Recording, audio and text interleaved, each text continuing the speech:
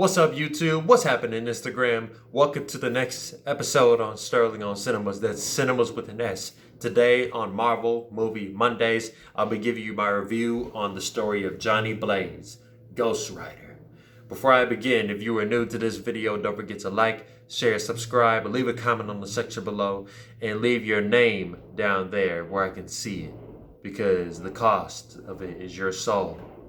And if you're watching this on Instagram, you happen to stumble upon this page, don't forget to follow me. If you're new, like this video, watch it from beginning to end, from 0 to the last second, and leave your signature on the section in the comments below so I can see your name, because your soul asks and demands it. Now, years ago, motorcycle stuntman Johnny Blaze, played by Nicolas Cage, sold his soul to save the life of a loved one, Barton Blaze, his father. Now he transforms into a fiery, avenging agent of justice at night wherever evil takes place. As the only one who can walk in both worlds, Johnny is charged by, I don't know why they say this, Mephistopheles. Just call him Mephisto. You may have heard of him. If you're a big diehard, if you were one of those many people who were theorizing the end of WandaVision, I know you've heard of Mephisto, Marvel's devil. He's charged by Mephisto to destroy Blackheart, the demon that wants to overthrow Mephisto and create an even worse hell on earth than the one that currently exists.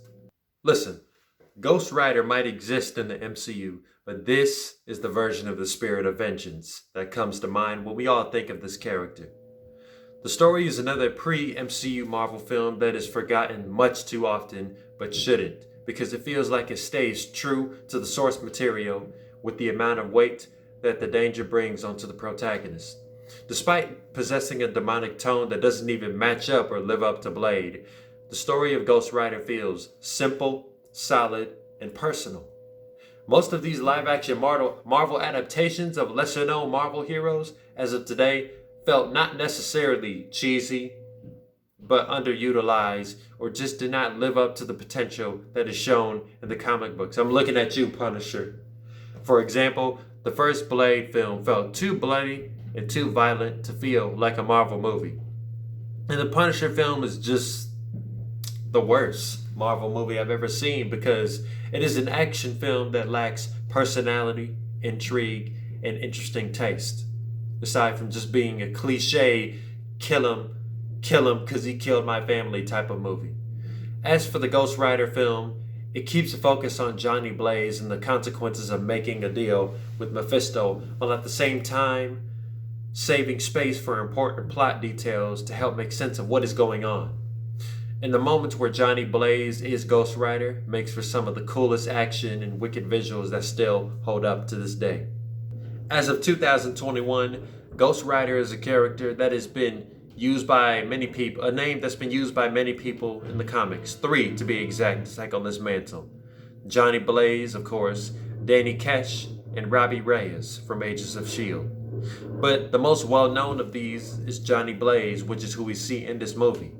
I know that Nicolas Cage is not exactly superhero material, but he definitely made the role of Ghost Rider look awesome and wicked. Peter Fonda's portrayal of Mephisto might be the only time we see this character for a while in a Marvel film. Mephisto, the Marvel's devil, at least until Doctor Strange in the Multiverse of Madness, which I hope he might show up after he didn't show up at the end of WandaVision. But I was not one of those idiots that was theorizing about Doctor Strange and Mephisto showing up at the end of WandaVision, because I knew if those characters were to show up, they would play a bigger role in the sequel. But anyway, the origin story of the character is semi-accurate to the comics, like the average screen adaptation of a superhero that is outside of Marvel. In the comics, Johnny Blaze's mother had abandoned him, and his father died in a failed motorcycle stunt, which is what kind of happens in the movie, but I'll talk about that. And then he was integrated into the family carnival owner, Crash Simpson. When he was a teen, he was always encouraged to take over the carnival stunt show. However, a deadly accident almost killed him and claimed the life of his stepmother, whose final request was that Johnny were to never ride a bike again. Fulfilling the request, Johnny refused to appear in the stunt show, causing Crash to grow resentful of Johnny Blaze. Even worse, Crash was diagnosed with cancer, and this is when he decided to make a deal with the devil himself, in which he would heal his stepfather from cancer. But on Mephisto's part of the bargain, he kills him anyway. This is something that similarly happens in the movie. And it similarly happens in the movie with a few changes, like his biological father being the one who gets the cancer and who dies of the stunt accident, as is in the comics, his biological father dying of the freak accident, but not being the one who gets the cancer.